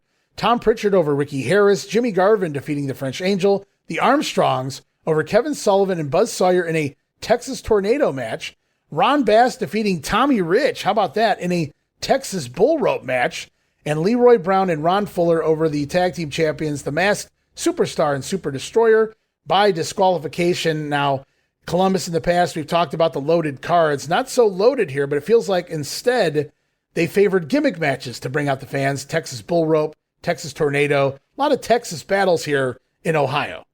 You know, basing that this was in the afternoon of the Omni show. Yes. Maybe they had the 10 matches at the Omni just in case they had transportation issues. Well, that could be it. We knew they flew to Columbus and back, but that doesn't mean the flights are going to take off on time or that everybody's going to get where they need to get by the time they get there. And it certainly would explain why some of the guys later on in the Columbus, Ohio show wrestled late in the Omni card as well. Tom Pritchard on that show in Columbus, kind of odd to see Tom there, but very fun to know that he was part of the card. I feel like Tom was on part of the last Columbus card too, though, so I'm not really sure what that was all about. But yeah, it's a fun card, and noticeably there, Ron Bass over Tommy Rich. Even if it was a Texas Bull Rope match, obviously the title's not on the line. I'm sure there was some chicanery involved, if there can be, in a gimmick match. But we go on February 8th, Augusta, Georgia, Bell Auditorium. French Angel over Tommy Rogers. Kevin Sullivan over Brad Armstrong. Buzz Sawyer defeating Bob Armstrong by DQ. It's Ron Bass defeating Jim Garvin in a no DQ match. And again, Fuller and Leroy Brown defeating Superstar Super D by DQ there in Augusta, the main event. February 9th, they were in Winder, Georgia, National Guard Armory. I do not have results for that, so we move on to another Columbus, Georgia, Municipal Auditorium, February the 10th. The Angel over Tommy Rogers. Jimmy Garvin again over Ricky Harris. It's Buzz Sawyer and Kevin Sullivan defeating the Armstrongs. Tommy Rich scoring a win over Ron Bass. Fuller and Leroy Brown again defeat the Masked Tag Team Champions. I don't see by DQ here, but we know the title does not change hands, so those guys married to each other this week on the Loop. There's a show on February 11th in Vidalia, Georgia, at the junior high school. Again, no results, and so that brings us to the 12th in Carrollton at the fairgrounds. One more house show before we get back to TV. Kevin Sullivan defeating Tommy Rogers. Buzz Sawyer over Brad Armstrong. Jimmy Garvin finally getting a win over Ron Bass by disqualification. And look at the main event, Superstar and Super D defeating the fun team of Tommy Rich and Bob Armstrong. So nothing to say there, Jammie Ward. So we'll move on back to the TV. February 13th, coming out of the Omni this time, back at the Sports Arena, says Gordon Sully. So I guess we're calling it that again. The host is indeed Gordon Sully, but Roddy Piper returning to television. People must have been complaining, calling in, telling Ted Turner, where's my Roddy Piper? I want my MTV. I want my hot rod. And he is smiling ear to ear as Piper in his world confirms what his face already alludes, that he was successful, he claims, over that sniveling Bob Armstrong, as we see a hyper for Piper sign in the crowd. I blame Steve-O for that one. He says Armstrong begged Roddy that he had enough, but Roddy, he didn't have enough of the bullet. Now, we saw the results. It's a double count out, but according to the Hot Rod here, lie and make him believe it, right? Roddy Piper on TV stating that he beat Bob Armstrong. And in his mind, he did. Well, again, I don't know how it ended. Did he leave Bob Armstrong laying in a pool of his own blood? What really happened there at the end? It was a double count out, but what happened after the matchup? Why was it a double count out? So we don't really find that out, at least not here this week on TV, but Roddy claims that he won, and that's all we have to believe at this point in time. We go off to a VTR interview. Freddie Miller going to interview Bob Armstrong. As the Bullet not in the studio today, he announces he has forfeited his matchup today on the program because he's a man of his word, and he likes to keep his word, Jamie. He's been asked to cool the situation with Piper in the studio. And since Bob knows he couldn't keep that word if he was in the building, he has elected to refrain from appearing in WTBS studios today. Armstrong doesn't want to risk a fine or even worse, a suspension, especially knowing about the upcoming World Tag Team title tournament looming overhead. So the Bullet recusing himself from WTBS studios. See, he's a fine family man. It's tough for me here because, I love Roddy Piper, but I respect Bob Armstrong. It's like having two family members go at it for me. Even though the match didn't deliver, it was like going into SummerSlam 93 and knowing that my favorite two guys in the world, Shawn Michaels and Mr. Perfect, were going to get it on. I didn't care who won. I just wanted to see them fight. Unfortunately, the match didn't live up to the hype that everybody expected, but, I go back to that for me. Like, I want to see these two in the ring. I'm getting it, and I don't care what happens. Just give me a match. Give me a fight between Roddy Piper and Bob Armstrong. I'm right there with you. And Piper going to respond because he is in studio. He gets to see the VTR. Piper obviously not buying that the Bullet not here because he respects those promoters of Georgia Championship Wrestling. He's going to lay back, but he says Bob's not here because he fears the Hot Rod. And that brings in Gary Hart, who gives Roddy a little advice. He tries to calm Piper down here. Gary talking about promoters' favorites, Booker's favorite. He does say Booker, by the way. He says Roddy's one of the greatest fighters in the world. He doesn't need to worry about someone like Bob Armstrong. And then Gary out here for a reason of his own, promoting a contract, which apparently was signed by the American Dream Dusty Rhodes, to battle the Great Kabuki in a Dragon Shai match. I just can't get away from that matchup.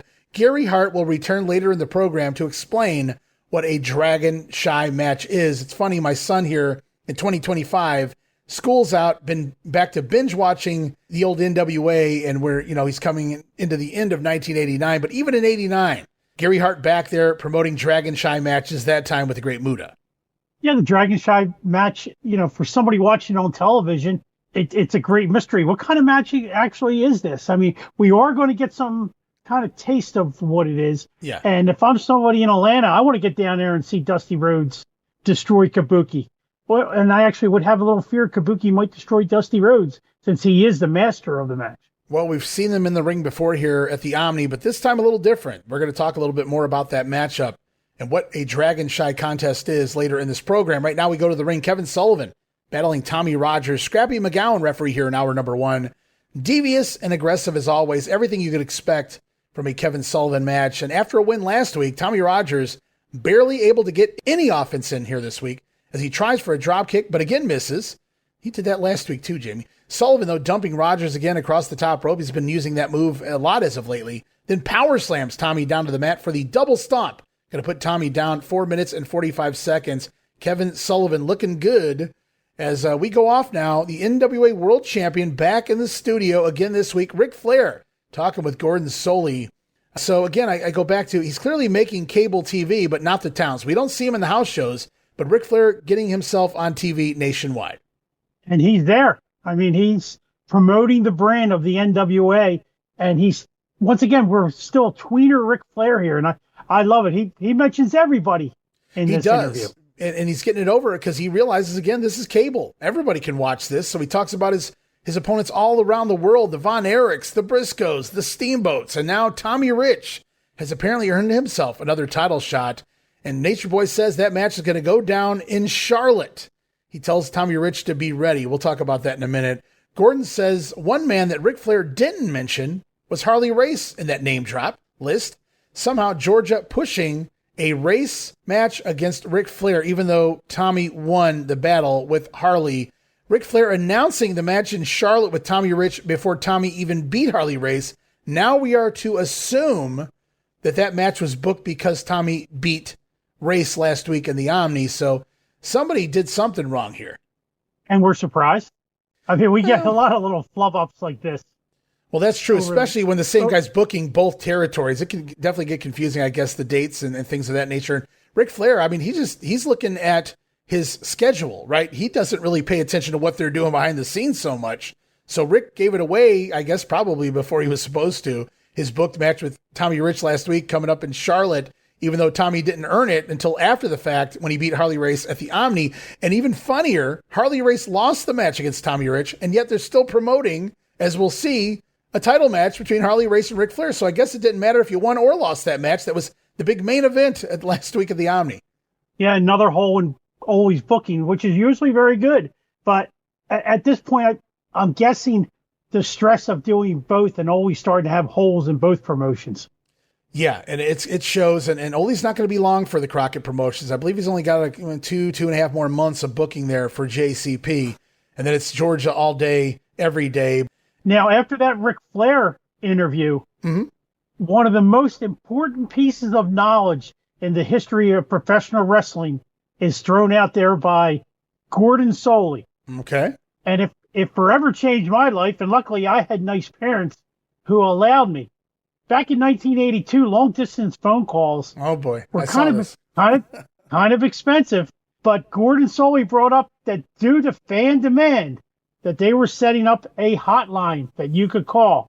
Dial 404-523-6880 and get the results of the Omni card. Sometimes I'd stay up till 2 or 3 o'clock in the morning, just keep dialing that number, and it would just be busy, busy, busy until my turn could come through, and I would get that recorded message of who beat who at the Omni. But I'll tell you what, it was well worth it to me to find out. And I used that phone number all the way up until the time the Georgia promotion closed up. Now, I don't think they continued it when Ole started up Championship Wrestling from Georgia, but right up until the last Georgia Championship Wrestling one, you could call and get the results of the Omni show, which for a young guy like me just changed the way, I kind of looked at wrestling at that point. No, yeah, that's pretty damn cool too, because, you talked about that. And I remember them mentioning it repeatedly here on this episode during the matches as well, calling in and getting the results. They realize again that this television program is nationwide, and thus not everybody can attend the Omni, and they might want to know what's going on in these big stories they're telling here on TV. So I love the fact that they were able to do that. And I would have liked to know how much information they would give you in those, Jamie. Was it several minutes worth, or was it pretty quick and over with? It's almost like what you and I are doing here. Of course, there's no extra commentary. It would start the French Angel beat Tommy Rogers. Jimmy Garvin lost to Buzz Sawyer. Okay. Yada, yada, yada, yada, yada. And most messages were less than a minute, maybe 2 minutes, but you're still talking a couple dollars when you're calling long distance back at that time. You might even be privy to a title change before the next week's TV when they announce it on the television that way as well. So, how did that happen? But no, that's really cool stuff, and I've seen a lot of stand-up comics do the joke, and it was real in my household. Long distance phone calls were no joke. They certainly cost money, and at least, many parents acted like it was a fortune. And so when they were on the line long distance, you shut the fuck up. You didn't talk. It was like they were talking to another dimension. It's like, shh, I'm on the line long distance. They had to hear who they were talking to. So that's awesome that, your parents were cool enough to let you make a phone call out of state just to get wrestling results, because, man, that's good time. Jammie Ward had it good, that's for sure. As we go back to the ring, national champion Tommy Rich taking on Buck Brannigan. Rich going to dodge his larger opponent early on until he can ground him on the mat. Buck able to get to his feet, though, unload on Rich in a sloppy body slam. Going to cause Tommy Rich to fire right back. And somebody say something about Thez Press out of nowhere, getting the win, 316. Tommy Rich the winner here this week, as he goes off to talk to Gordon as well, as solely curious if Tommy is picking a partner for the upcoming World Tag Team title tournament. And mind you, Jamie, this is just moments after Gordon told Piper on commentary that he knew for a fact that Tommy was entering the World Tag Title Tournament. Now Gordon asking Tommy if he's answering, and the answer, even better, is Rich response, he doesn't know quite yet, but he knows he's ready for the Nature Boys. So Gordon all over the place here. Maybe a little cocktail this morning. It's a possibility, but yeah, if you're a main event like Tommy Rich, why are you settling for a tag team championship when you know you can beat Ric Flair and become the world heavyweight champion? Well, that's a very good question. Tommy Rich certainly gunning for Ric Flair right now. That is his number one priority, as it should be, the world heavyweight title on the line in Charlotte. As we go back to the ring from, I believe it was August forward, but certainly from some point in 1981 forward, we've been getting a lot of full episodes of TV. Come to find out, it's our good buddy Harold Strassler who recorded those episodes of TV, and I believe he's still doing it here in 1982 for us. However, I wrote Harold with a series of question marks because he cuts out the next match, which just happens to feature the handsome half-breed Gino Hernandez arriving in Georgia. But it's not just a Gino match. He's wrestling Brad Armstrong. I wrote, what the fuck, Harold? All we get is a replay clip of Gino pinning Brad, apparently rolling on top of him through some type of a move. We don't even know what it was, but Gino Hernandez pinning Brad Armstrong on TV, which is huge. Now, I remember watching this when it aired, and Gordon was just like, oh, it's Gino Hernandez in the ring taking on Brad Armstrong. And it was like Gordon was pretending he had no idea who Gino Hernandez was. Mm-hmm. And 15-year-old Jammie Ward's like, oh my God, Gino Hernandez is here now. That's cool. But we're going to find out more about Gino coming up in just about another minute or two. Boy, are we. I will say we didn't get the match, but we did get the replay. And Gordon's astonishment, it was almost like an upset in Gordon's eyes that this guy came in here out of nowhere and pinned Brad Armstrong and pinned him clean, as the video clip shows. So at this point in time, though, oh man, you've heard a lot of great movies, When Harry Met Sally, things of that nature. This is When Roddy Met Gino. Roddy Piper going to interview Gino Hernandez. He says he's never had the pleasure to meet Mr. Hernandez until now. The two men trading compliments as Gino says, what you see is what you get, but what you don't see, ladies, is better yet. You got to love it. But a very surreal, like two dimensions colliding, like they shouldn't be in the same place at the same time, but there they are on my TV screen. No trick cameras, Roddy Piper and Gino Hernandez together, as they call it, greatness. And I guess we have Gary Hart to thank for this. That would make sense. I could see that, Gary working into some of that. But tell me, what you said you knew who Gino was going into this when you saw him wrestling Brad Armstrong, and now here he is with another of your favorites, Roddy Piper. They're standing side by side. It's like you don't want them to be a team. That's just too much, even for my own brain to compute. But at the same time, it was so great to see those two on the screen at the same time. I mean, I was envisioning team up at that point, but I also realized at that point, imagine what happens when they fall apart, because two egomaniacs like that can only coexist for so long. And I was looking forward to that. We never got it, but damn, I was looking forward to it. Oh, how over would Roddy Piper have been in that babyface turn over the smug Gino Hernandez? That would have been tremendous. I would have loved to have seen that long-term storytelling. And we get a little bit of that with Chris Adams, not necessarily a Roddy Piper. Unfortunately, Gino passes away before they can really capitalize in world class between those two. But, we had Gino and Tully in Southwest, so it seems like Gino just couldn't stand having a partner for too long before the egos collided. Ole Anderson out here going to talk next, as promised. Anderson said he would return this week to reveal us his World Tag Team Tournament partner, and straight to the point, as he's probably running short on time. He says money talks, and Stan Hansen will be his partner for the World Tag Title Tournaments. He says, look out, $25,000 to the winner for the Omni leg of the tournament coming up February the 28th, we learn. So Ole Anderson announcing here, official, and it's on cable TV, so everybody knows now, Stan Hansen, as you pointed out, a babyface up until this point in the Georgia territory, coming in to team with one of the Andersons. And that's great. What a tag team they are going to make. And we're going to look at some of the other teams involved upcoming February 28th at the Omni. They're going to run down the card, and what a card it is. Teams right now coming to the Omni include Terry and Dory Funk Jr., Jack and Jerry Briscoe, of course, Stan Hansen and Ole Anderson, Bob and Brad Armstrong, Superstar and Super Destroyer, Jumbo, Sharuda, and Tenru. Plus, there's more matches on the card, guys. The Giant Baba coming to town to defend his PWF heavyweight title. NWA World Champion Ric Flair in action against Harley Race in a match where there must be a winner.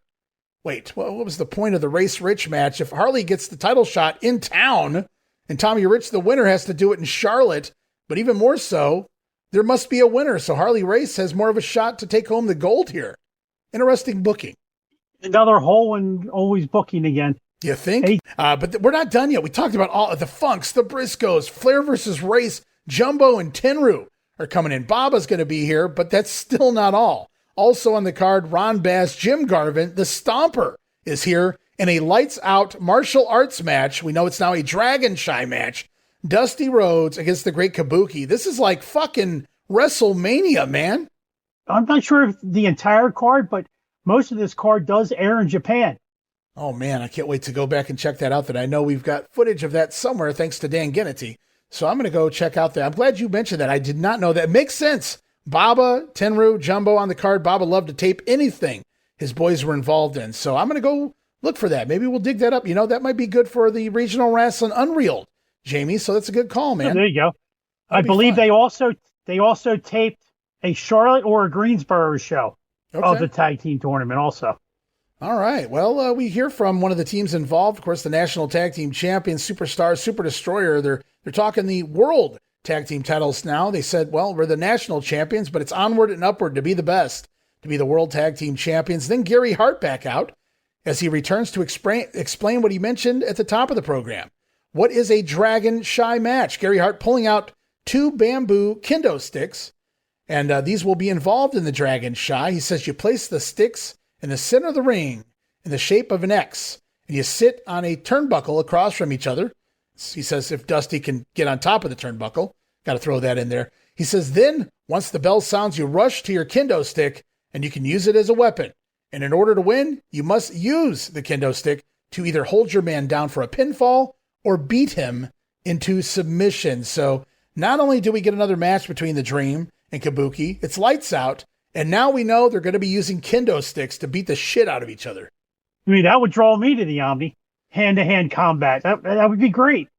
Again, you go back, this Omni card is insanely loaded. I can't wait to get to the results here on the next episode that we do together. But right now we go off to a VTR, a matchup from Florida involving Jack and Jerry Briscoe, another team involved in the tournament.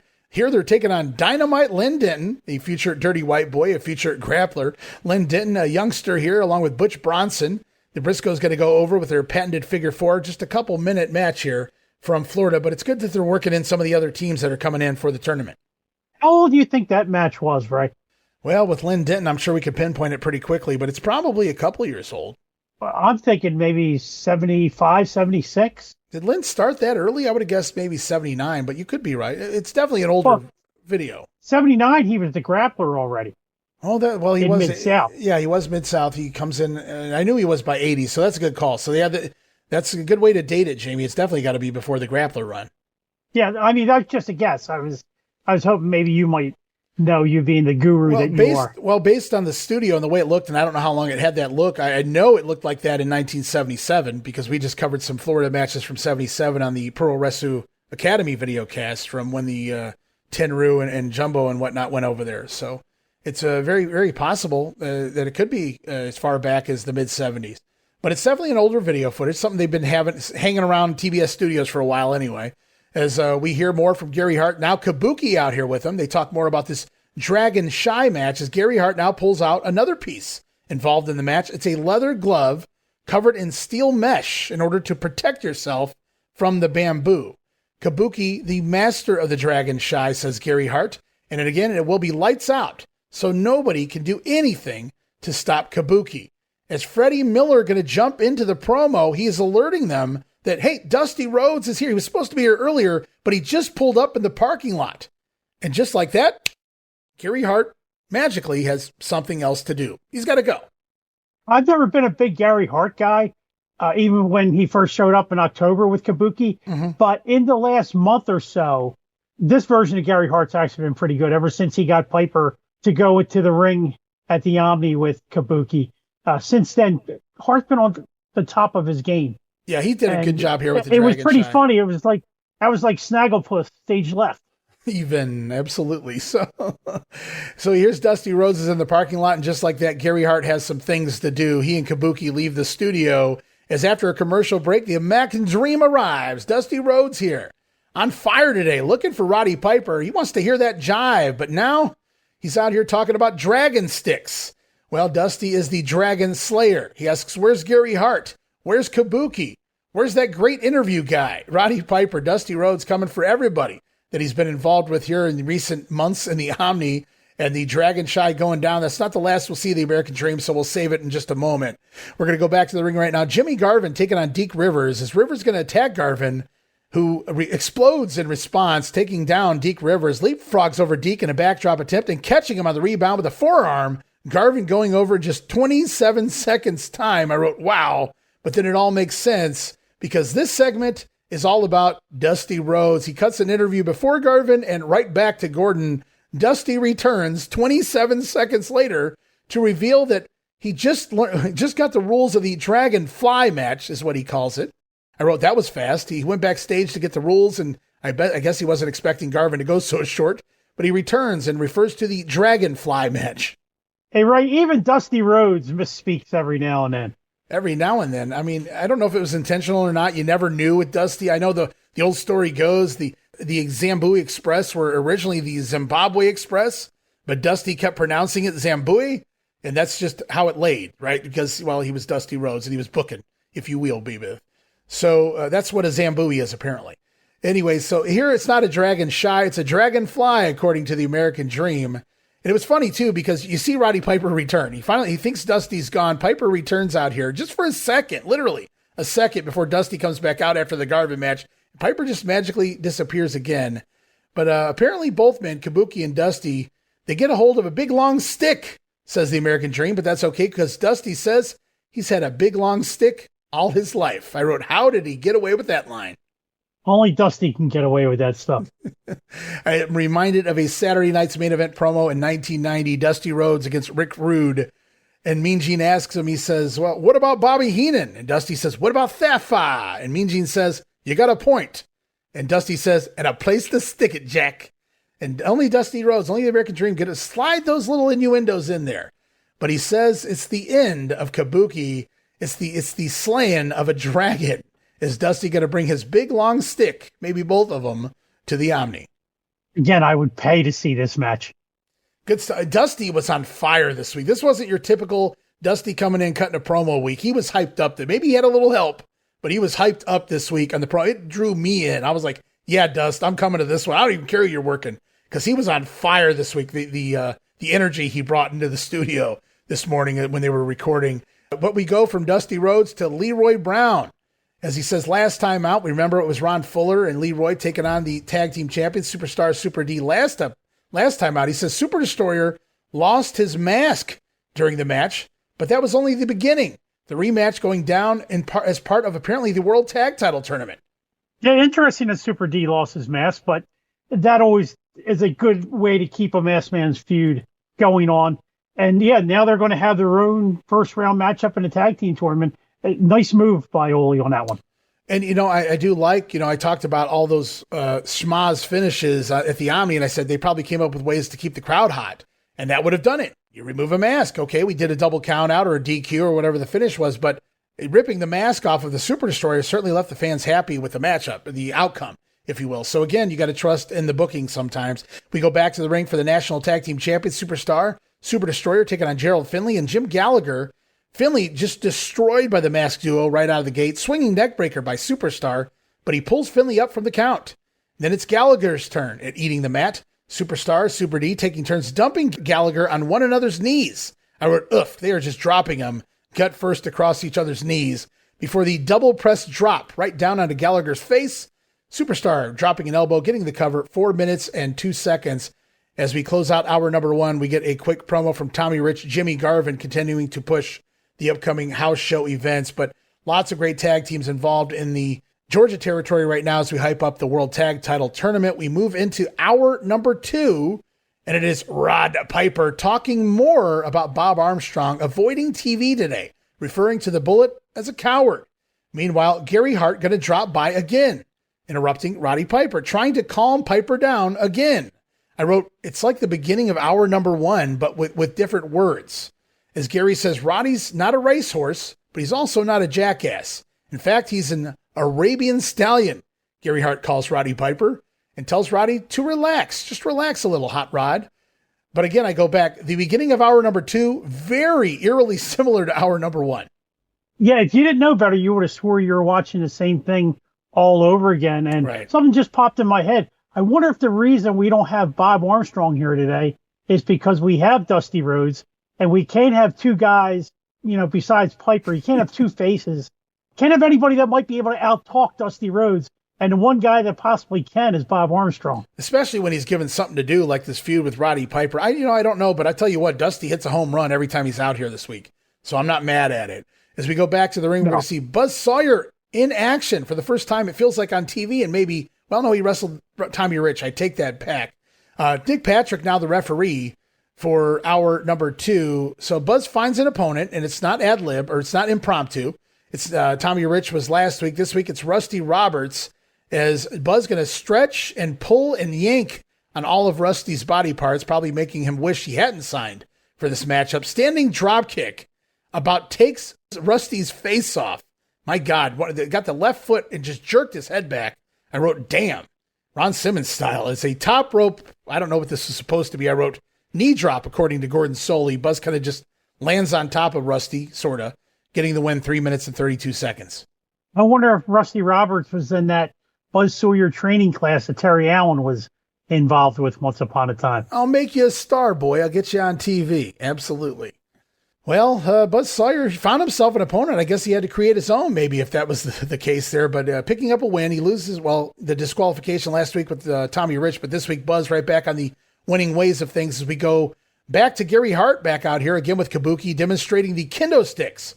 As Kabuki putting his steel glove on, Gary Hart going to beat the shit out of Kabuki's arm with the kendo stick, really laying it in, warning that big, fat blob, that pig, Dusty Rhodes. Talk about bringing out some arsenal. We talked about Carson. Yes. I mean, you could tell Hart and Dusty Rhodes were really good friends because you saw what happened to Don Carson when he went that route.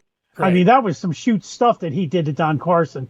So I'm sure Gary is probably one of the only people that are allowed to get away with saying that kind of stuff.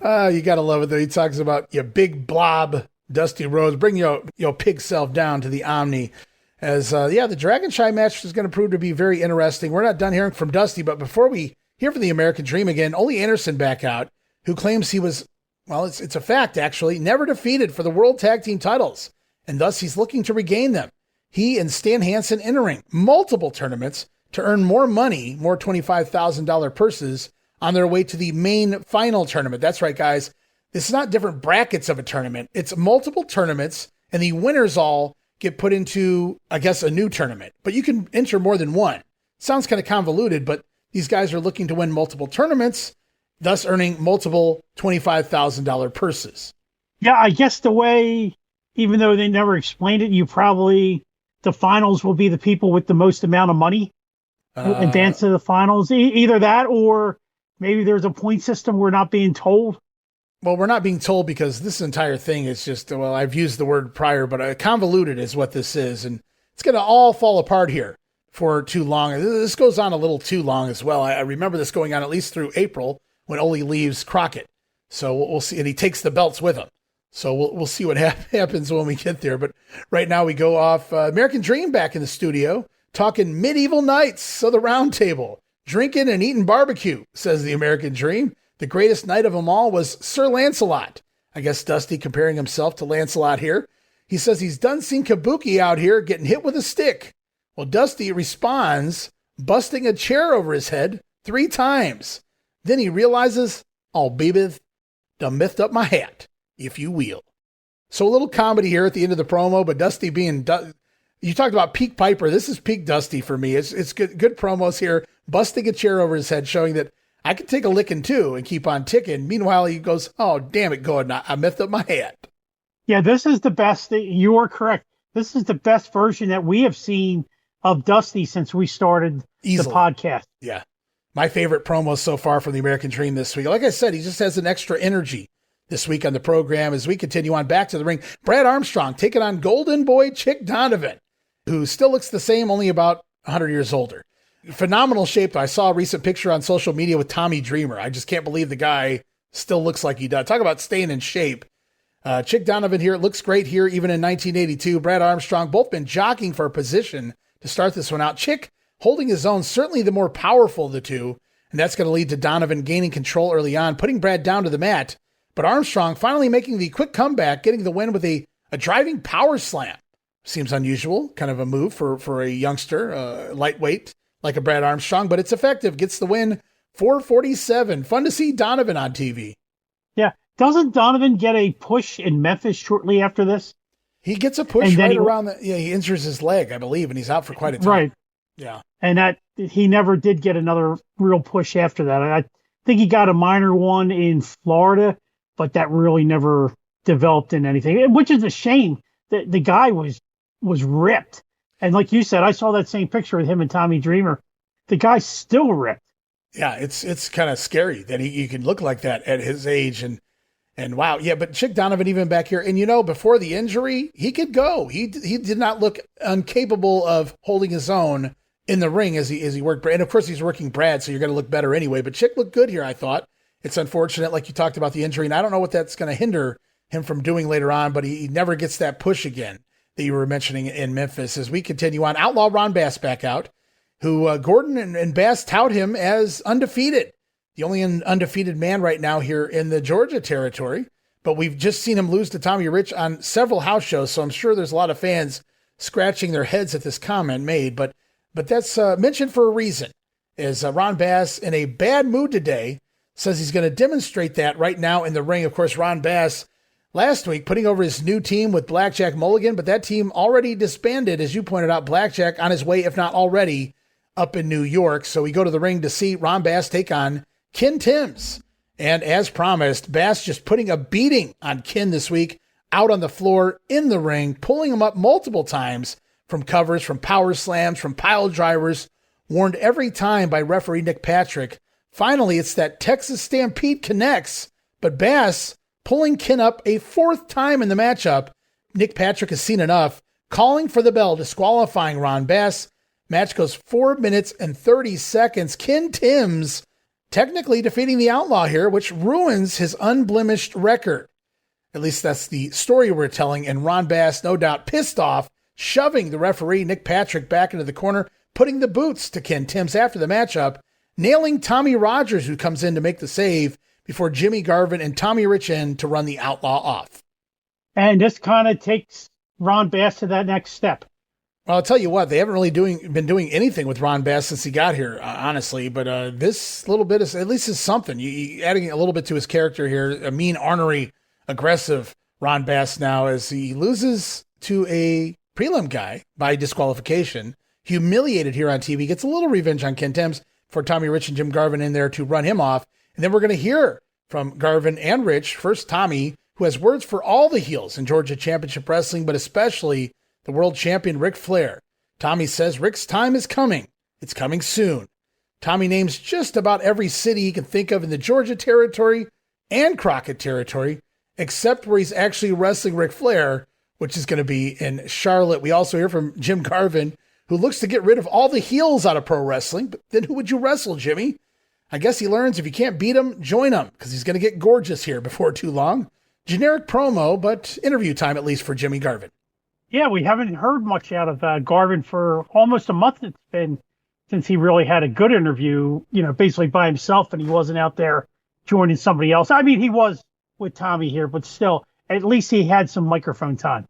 Yeah, not a whole lot for him to talk about out here, but at least he's getting a little TV time, which is always important, including a matchup in the ring. Up next, Jim Garvin taking on Ricky Harris, who is looking better every time. I don't know if it was just me, but it felt like they gave him a lot more time to shine here on the offense against Jim Garvin in this matchup, especially the way Jimmy's been putting away guys real quickly as of late.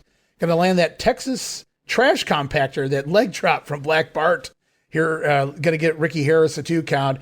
Big body slam connects, but as Harris looks for a second one, Garvin using his years of experience, however, to counter into an inside cradle, pick up the win here, 4 minutes and 47 seconds. And even on commentary, Piper and Gordon putting over how Ricky Harris is getting better each and every time out.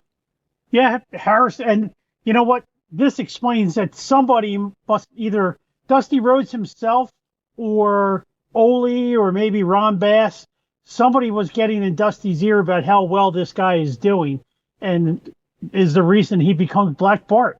Yeah, no doubt. He has gotten a lot better. He's definitely progressed in the ring, and I'm glad they gave him enough time to shine here to where you can kind of start going, this guy's developing before our eyes on television. It's not going to be an instant push overnight, which I do love to see that happen organically sometimes, and it's working here for the Hangman. Ricky Harris is what he will be, at least by the time he gets to the Mid-South. Right now, though, Roddy Piper going to interview Gino Hernandez for the second time in the program. Roddy says, we and you, we have a lot in common.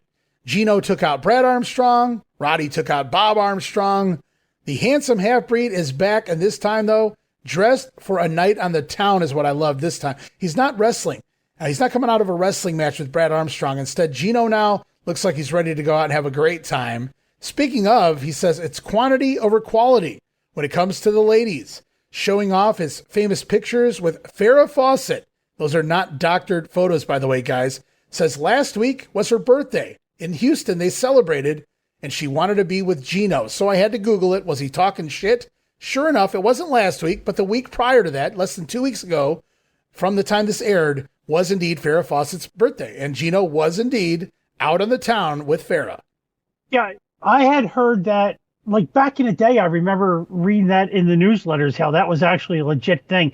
I didn't buy it when I was watching this, but it really surprised me when I went on to find out that, you know, he kind of did hang in the upper echelon circles, you know, when he could. And we all know why. Well, destined for greatness, unfortunately, gone too soon, Gino Hernandez. But for this week, he's standing next to Roddy Piper. Do you say Dustin for greatness? Destined. Oh, destined. Well, because he was kind of destined for greatness, well, too, you know what I mean? Yeah, I totally get you there. Speaking of Dustin, here's Dusty Rhodes back out here to talk one more time. And once again, just like that, Roddy Piper excusing himself for a cup of coffee. Relying on the fans to help him through his match if he doesn't grasp the rules, says the American Dream. I don't know what this Dragonfly match is, baby, but with the help of the fans, the 15, 17,000, whatever it may be out there, he's going to get it done against the Great Kabuki. Also mentioning taking it easy on Ric Flair when he lost the world title. Says he won't make that mistake twice. So the American Dream, again, cutting yet another promo against Kabuki and kind of throwing in, I only lost the world title because I was taking it easy that night. Kind of, well, it's a little bit of, I don't know, that's a very babyface thing to say there by Big Dust. Tommy Rich also back out for an interview for the end of the show. Says he saw Gino Hernandez out here talking about ladies. And don't get Tommy wrong, he loves the pretty Georgia Peaches. But this is pro wrestling. No matter where he goes, he's going to set it on fire. Tommy Rich, another quick promo there to get another top talent over before we end the program. And, well, you had to know he was going to respond. We heard Dusty Rhodes make mention of Dusty taking it easy on the Nature Boy. Well, Ric Flair, his back. And he did indeed hear the American Dream out here saying, well, he took it easy on the Nature Boy. Well, Flair's not buying it. He says, ain't nobody that's the world champion going to take it easy on someone.